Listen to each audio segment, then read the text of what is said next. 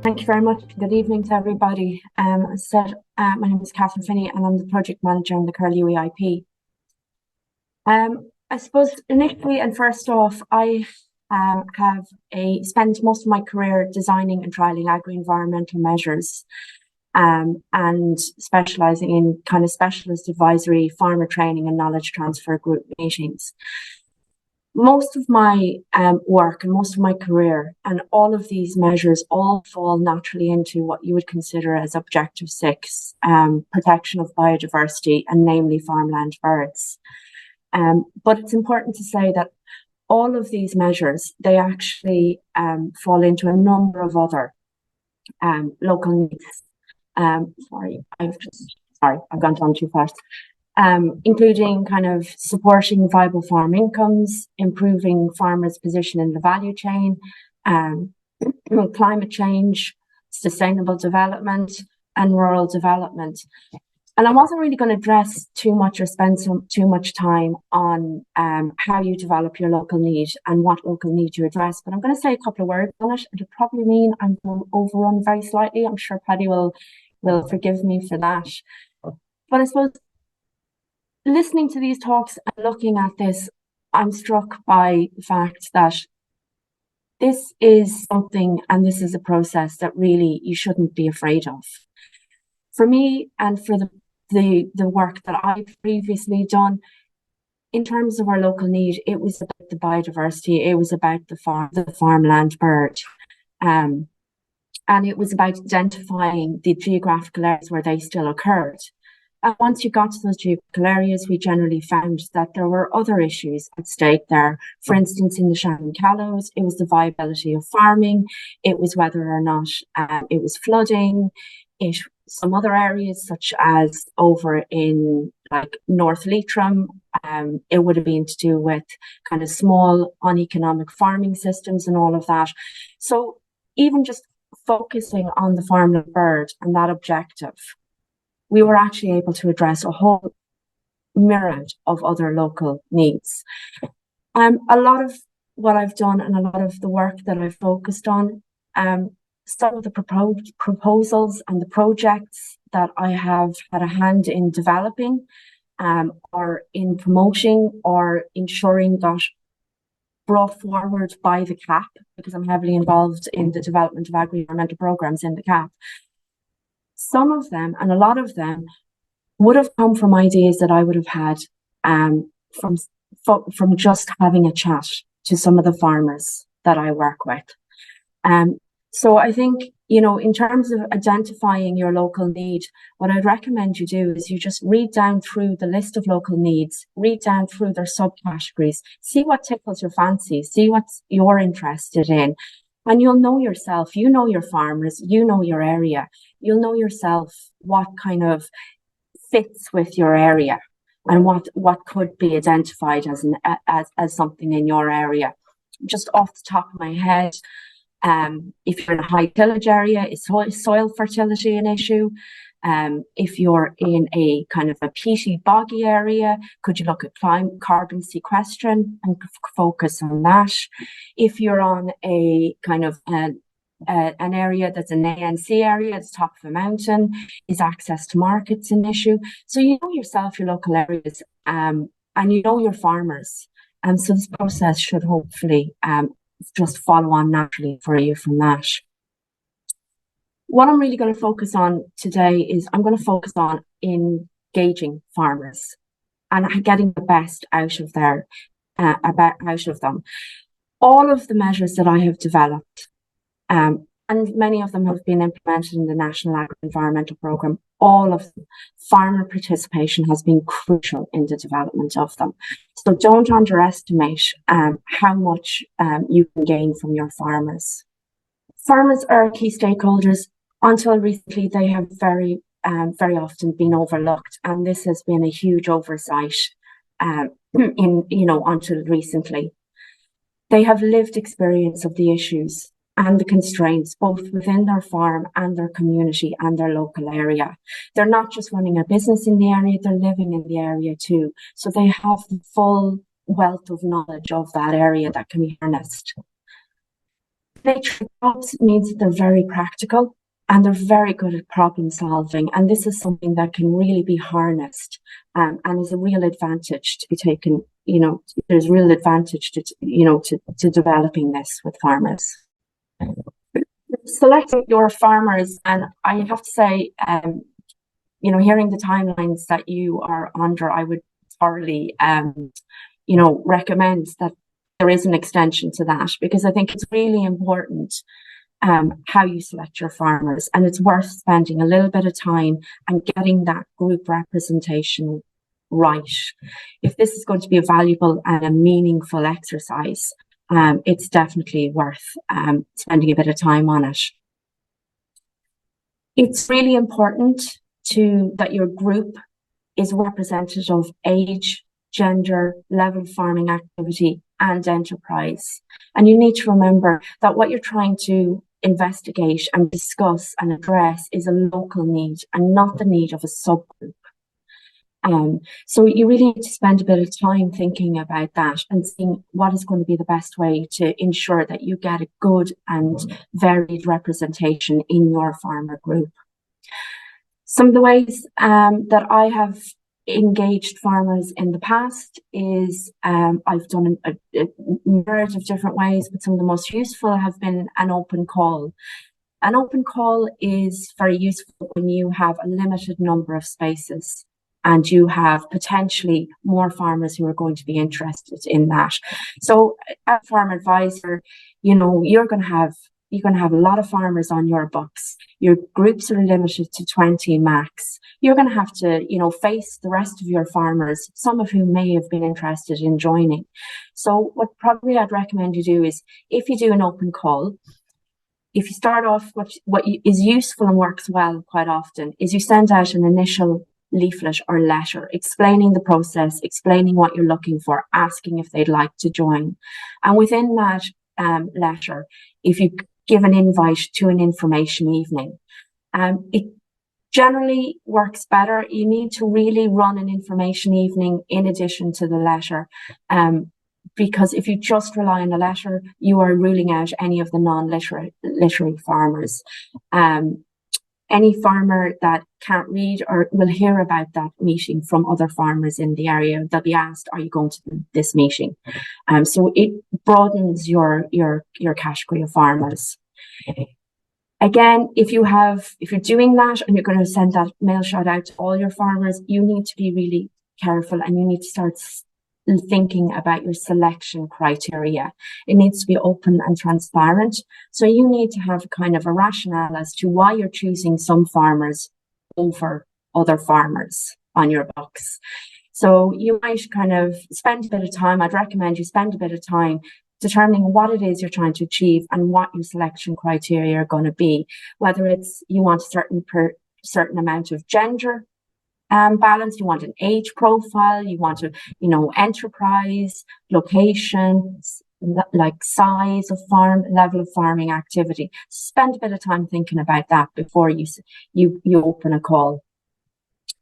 Another way that is quite good at getting farmers to participate is direct invitation, and that's basically targeting a farmer.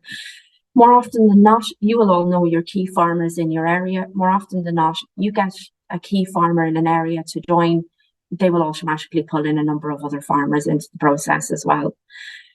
But it's worth encouraging some of the less outspoken farmers, because just because they're less outspoken doesn't mean to say that if you manage to engage them properly and if you engage them well, that they won't have real value to add to the whole process for you.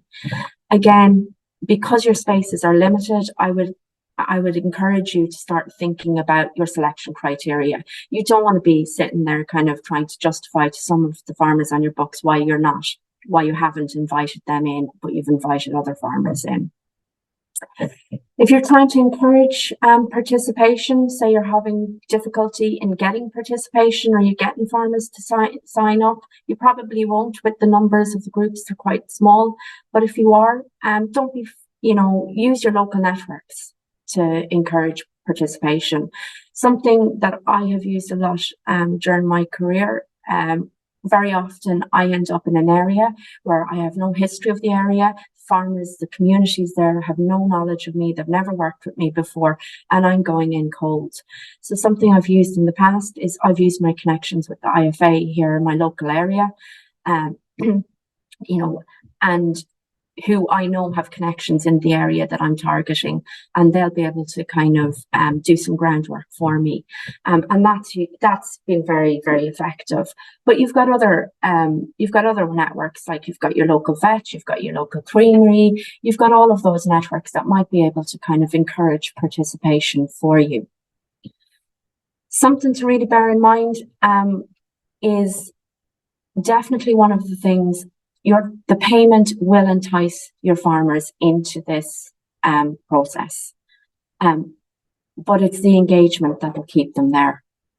A little bit of farmers participants. In the first instance, farmers are not used to being asked their opinion. It's very, very different running a one-to-one or having a one-to-one chat with a farmer and then running a group event or a group workshop. They are very, very different beasts. They're not used to being asked their opinion. They're very often shy and to speak in public or group settings. And the group dynamic makeup can affect the participation. For instance, if you have a group of 20 and only one of them is a woman, she's less likely to speak up and participate well. Simply being, if you have a lot of older farmers and you've got one like very, very young farmer, they're less likely to speak up. So it's important to be aware of your group dynamic. It's also really important when you're running your workshops and when you're engaging with the farmers in that you know what you want to achieve. Is it that you want to share knowledge with the farmers? In which case, is it farmer training days? Is it kind of workshops? Is it guest speakers? Or is it that you're looking to gather knowledge from those farmers? In which case, focus groups and questionnaires are probably a better route. Do you want the farmers to engage with each other? Is it peer-to-peer learning that you're trying to encourage? So it's really, really important when you're running your groups and you're running your workshops that you really have a clear idea of what it is you want to achieve from each of those events, because that's going to dictate how you develop that event and how you design it. Your role is going to largely to facilitate respect and trust. And if you can develop respect and trust within your group, you will get meaningful engagement and valuable, meaningful engagement. What I would recommend in the first instance and on your first meeting is to establish a number of group principles. For instance, confidentiality, respect, and maybe set out that you want all views. And this is something that is really central to a lot of the work that I do in designing and trialing agri-environmental schemes. I don't want a bunch of farmers sitting in front of me telling me what they think I want to hear. I need them to tell me the truth. I need them to tell me the negative aspects of what we're doing and what we're trialing on their farm, as well as the positives. Otherwise, it's impossible to design something that's meaningful and deliver something meaningful through the National Agri-Environmental Programme. So I always spend a bit of time really, really setting out and making it clear to the farmers that I want all their views, positive and negative. And that can be very, very valuable few minutes. It's worth being aware of local dynamics in your groups. If you know, for instance, that there's a couple of farmers that just do not get on with each other or have very, very strong opposing views from each other, just be aware that they may not be as willing to share or to contribute in that group setting or in those workshops. It's worth actively seeking the opinion of all the participants. What you don't want to do is end up in 8 meetings where the only voices you're hearing is 1 or 2 people who are, comfortable or used to speaking. So it's something I'd always do is, if there are quieter members of the groups, don't be afraid to ask them their opinion, ask them by name, and if you're getting kind of limited answers, don't be afraid to probe and try and encourage them. Be respectful of all the viewpoints. You don't have to agree with anybody's view, but you do have to be respectful of it. And if you establish that kind of respect, the fact that all views are wanted, you're encouraging other, the quieter participants to actively participate, you're going to actually establish trust in that whole process. And that's going to lead to really meaningful engagement from your group.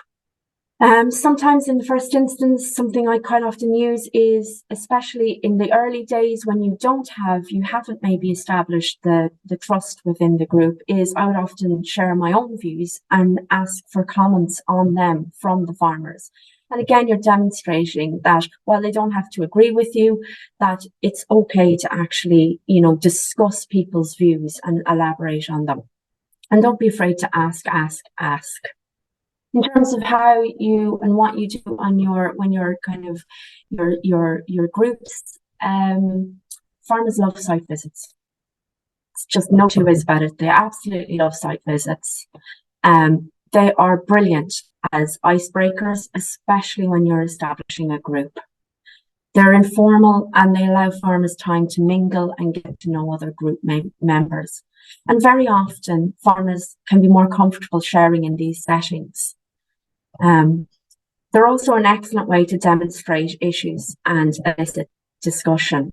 And in my 20 years running farmer advisory and KT groups, I've never had an issue or I've never had a problem trying to get participation in site visits. They're brilliant ways to get participation and discussion off and rolling. And a lot of the times you just think, oh my God, like I'm bringing them out to stand and look at grass. But there is nothing better than standing in an area looking at the issue to elicit the discussion on it. Guest speakers are also absolutely an invaluable tool, and as part of this process, you're going to have to use them. And this is great. It's great for the whole process. It's great for you as well, because sometimes they take a bit of pressure off you as the facilitator. And they're very, very valuable. You can actually look at, a couple of means of using guest speakers. You can look at getting a guest speaker to visit you, or possibly looking at you and your group going to another area to visit a guest speaker. And it can be particularly useful when you're incorporating it into a site visit and you're looking at similar issues or objectives, or you're looking at interesting developments or solutions. Don't be afraid to round out the issue. As I've said, my key objective or the key local need that my work addresses is objective 6, biodiversity, but there is a whole myriad of other objectives that it also supports, like farm viability, rural development, and all of this. So don't be afraid to bring in guest speakers that really elaborate and round out some of the other supporting objectives to your main objective. It's a long project. You have 8 meetings a year. You're going to get the best out of it. Your farmers are going to get the best out of it if it is fresh and if it is interesting to them. And this is one of the ways to make it fresh and interesting. For instance, I've just come off 3 years of knowledge transfer meetings on curlew, but actually some of my meetings would have been addressing how to maximize farm profits through a low inputs model. And I would have had documents and resources pulled from research specialists and experts from both Ireland and the UK on that topic. Farmers as guest speakers, they're also a really, really great. Farmers like them. There's an automatic trust in a farmer as a guest speaker. They know the industry, the farmers, they like hearing from them, and there's a level of trust there already established between the two. You're very, very lucky in that we are now coming out of a whole round of 53 EIPs.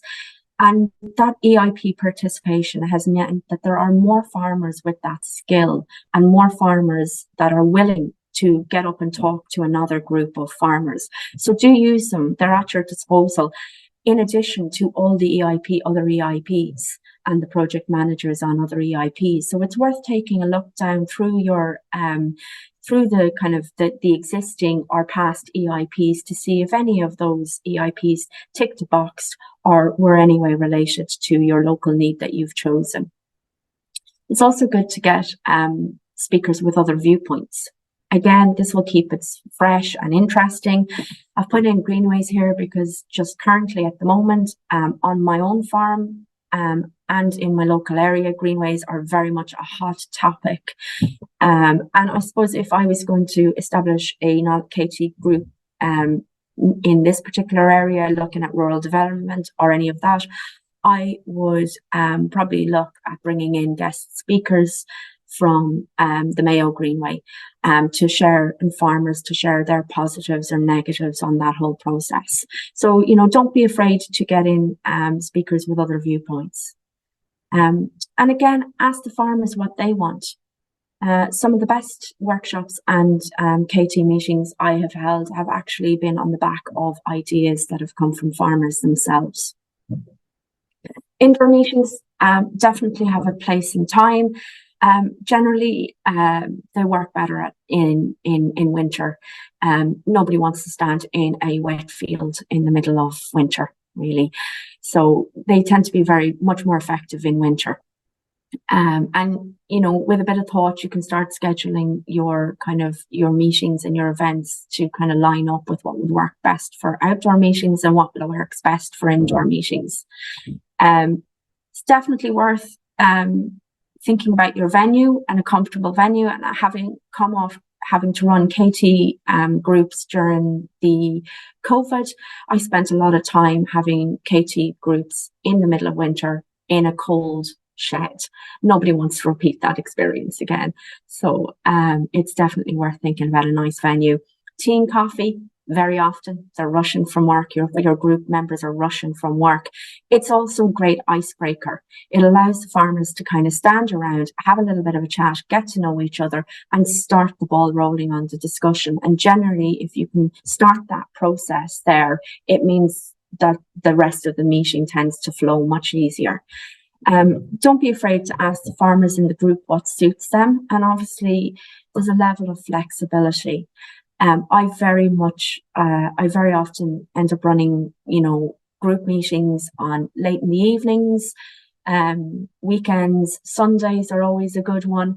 And while I may not, you know, relish the idea of working weekends, and, you know, it is generally, if you're trying to elicit really positive engagement, that's generally, for a lot of the groups I deal with, that's what works best. So don't be afraid to kind of ask your farmers what suits them and kind of work to their needs as well. Questionnaires are something that's very, very overlooked a lot of the time in KT group meetings and establishing them, but they can be absolutely very, very, very useful too. They could be really useful to you in establishing from the get-go what you think you should be focusing your local need on.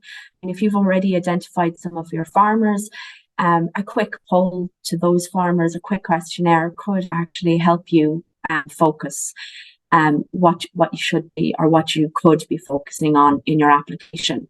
And actually, someone mentioned, previous speaker mentioned the WhatsApp poll, and that is actually brilliant. It's a great resource. It's really simple to use. It's really simple to set up, and you'll probably get a very good response from your farmers because it's instant. You obviously, with questionnaires, you need to be aware because if you post that out and farmers are self-filling them themselves, you will eliminate any of the farmers that are non-literate. And we have to be aware of the number of farmers and, you know, the percentage of people out there that are non-literate, and you don't want to eliminate them because they also will have very useful information to add and elements to add to your process. You can get around that by delivering the questionnaires face to face. and filling them out in collaboration with your farmer. And that might be something that, you could do one-to-one, but you do have to work that into your time, because it is time consuming. So it may not, it may not work for a lot of things. A lot of the benefits to the questionnaires, especially within a group, is that the results and they're anonymous, and they may result in more honest answers. They also can be used to determine the trends or the prevailing attitudes within a group or an area to great effect. So, for instance, if I was going to try and establish what a local need would be, say, for instance, my home area is Shannon Callows, so I would probably send out a questionnaire. What do you feel are the two most pressing local issues affecting farmers in the Shannon Callows?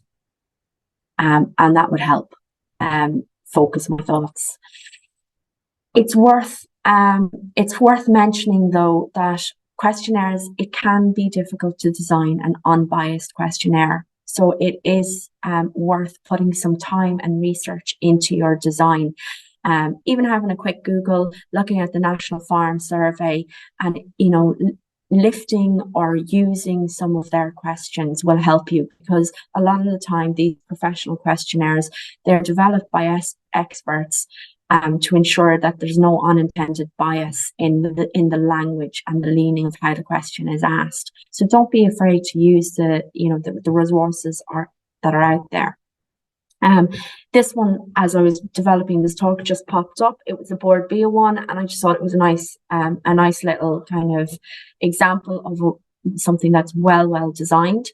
It is very quick. You know exactly what you're getting involved in from the get-go. There's an incentive. You know how long it's going to take you to complete it.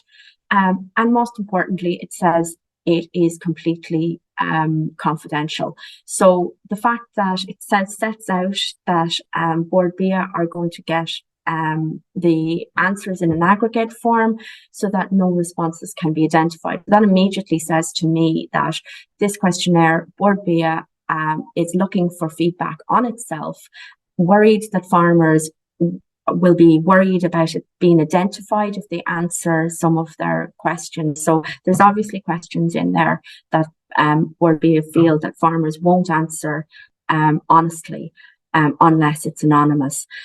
So it's just kind of worth having a look at the other questionnaires that are out there. I won't spend too long on this, but this is a questionnaire that I developed a few years ago when I was working on RBAPs, and it was all about kind of farmer attitude. So it's just an example of how you can really drill into attitudes and really drill into elements that you want to investigate through a questionnaire.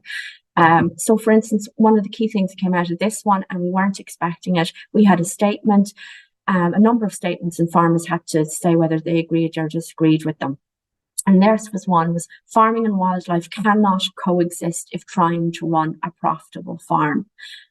Most farmers in our group completely disagreed with that, which actually we would never have anticipated that. So we were quite surprised by that. Other things that came out was farmers wanted to protect the wildlife on their farm. Pretty much every farmer said that, agreed with that statement.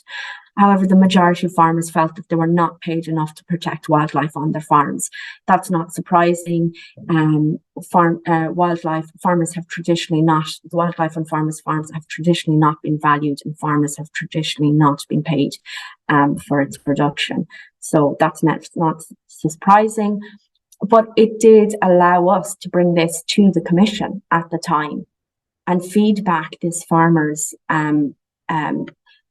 attitudes to wildlife and attitude to agri-environmental schemes to the European Commission in advance of the CAP that we were currently working on. It also looks at, you can drill into your local issues in really detail, especially if you include your demographics. So this is just whether farmers were asked whether or not family farmer would be taking over the farm, and it's broken into age category. So in the yes category, about 12% of participants in the 65 to 74 age category said yes, they know who's taken over their farm. And generally, that's what you'd be expecting is that age category is probably looking into farm transition at that point. There's 18% of the 45 to 54 age group said that, yes, they knew who were going to take over their farm. I would suspect that really that's more aspirational. Most of those farmers probably had young kids at that stage. It's probably, they don't really know for certain.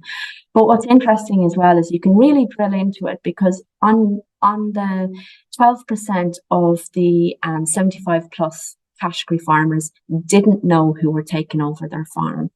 And if you drilled into that a bit further, and we did have the demographics and social economics, I would say what we would probably find if we analyse that further is that there was a large cohort of that group were actually bachelor farmers. So you can really drill down into issues with questionnaires. So they're definitely worth considering. So finally, once you have decided on what your local need is going to be and what your project is going to be about, then you really need to kind of start thinking, and you have the ability to start thinking about the avenues to address that local need. Is it knowledge sharing or seeking? Does it involve the involvement of other agencies or stakeholders? Or does it require innovation and development, and therefore possibly the development and application of an EIP? So once you kind of have answered those questions with your group, you can start looking at the implementation stage. So how do you, as your advisor, how do you implement a successful knowledge sharing or seeking aspect to your local need? Or how do you involve the other stake agencies or stakeholders? Or how do you set about innovating and development? For instance, does it warrant an EIP in your local area? And can you pull together an operation group?